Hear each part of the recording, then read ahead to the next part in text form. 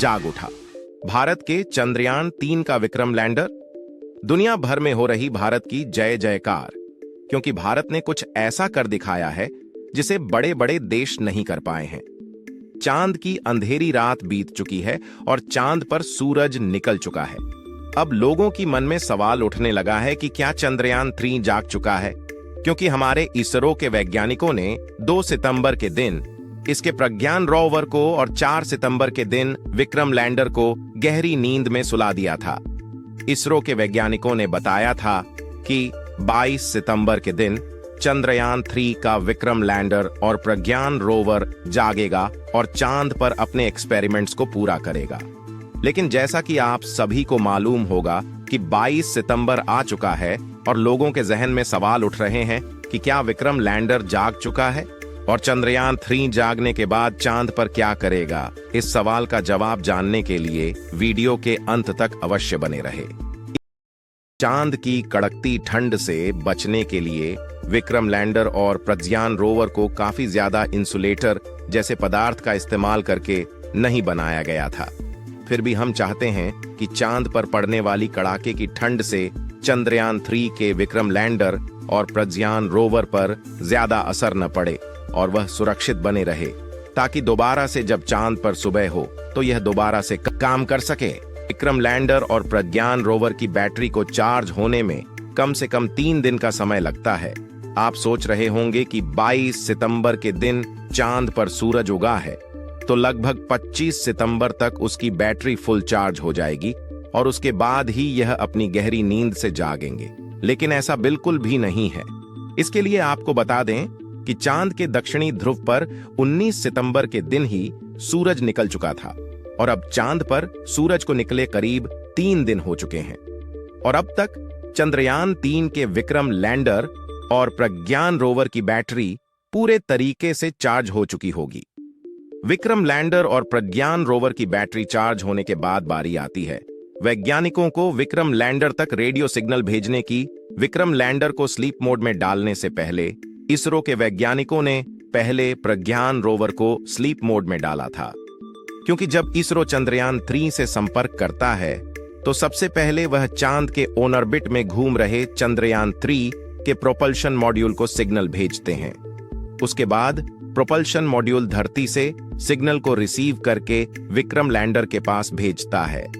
ऐसे में विक्रम लैंडर को पहले बंद नहीं किया जा सकता था, इसलिए प्रज्ञान रोवर को स्लीप मोड में डालने के बाद विक्रम लैंडर के सारे प्रोसेसेस और आउटपुट सिग्नल को बंद कर दिया गया था, लेकिन उसके रिसीवर को चालू रखा गया था, जिससे जब चांद पर सुबह हो और उसकी बैटरी पूरी तरीके से चार्ज हो जाए और जब वैज्ञानिकों के द्वारा रेडियो सिग्नल भेजा जाए, उसके बाद धरती से भेजे गए रेडियो सिग्नल को रिसीव करके जाग जाए और उसके बाद प्रज्ञान रोवर को भी जगा दे।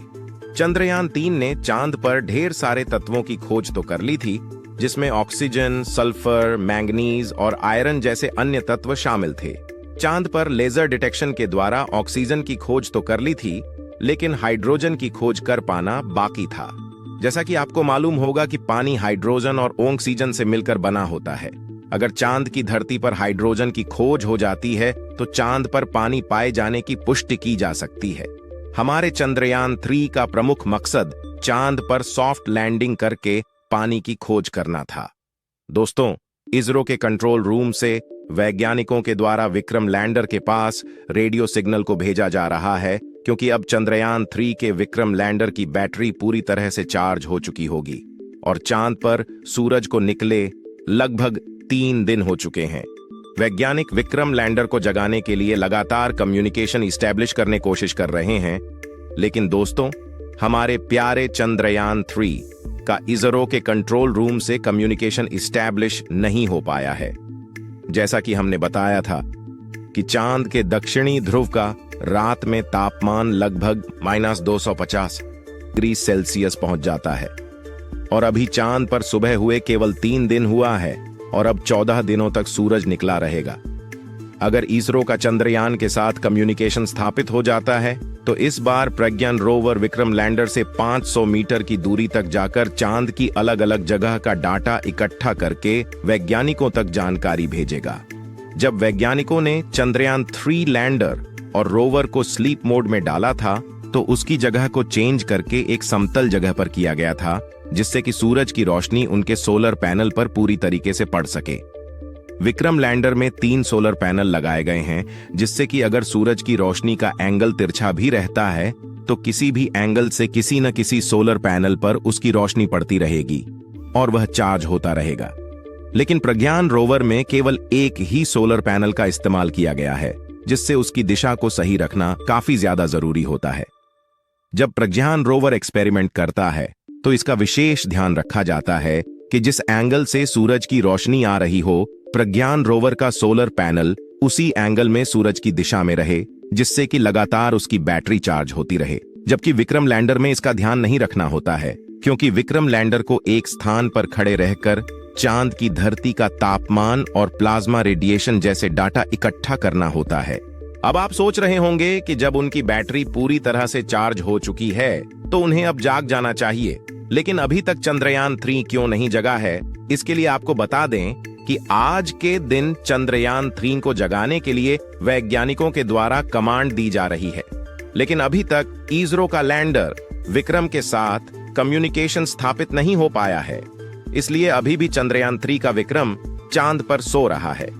भारत के सभी लोगों के मन में डर का माहौल है कि चंद्रयान 3 जागेगा या फिर नहीं, क्योंकि जब तक वैज्ञानिकों के द्वारा चंद्रयान 3 से संबंधित कोई भी जानकारी नहीं दी जाती है, तब तक हमें सही जानकारी मालूम नहीं चलेगी कि हमारे चंद्रयान 3 का विक्रम लैंडर अभी भी सही सलामत बचा हुआ है या फिर चांद पर कड़ाके की ठंड में नष्ट हो चुका है। जैसा कि आपको मालूम होगा कि 22 सितंबर का दिन बीत चुका है और अभी तक चंद्रयान 3 के जागने की कोई भी जानकारी नहीं मिली है। चंद्रयान 3 के दोबारा से जागने के लिए इस समय आपकी काफी ज्यादा दुआओं की जरूरत है, इसलिए कमेंट बॉक्स में चंद्रयान 3 के जागने की दुआएं करते रहे और इस वीडियो को एक लाइक जरूर करें और अपने मित्रों तक इस वीडियो को शेयर करें ताकि उन्हें भी जानकारी मिल सके। और आपके अपने चैनल को सब्सक्राइब जरूर करें और बेल आइकन को ऑल पर सेलेक्ट करना बिल्कुल ना भूलें। मिलते हैं किसी और रोचक वीडियो के साथ। वीडियो को अंत तक देखने के लिए धन्यवाद। God bless you all.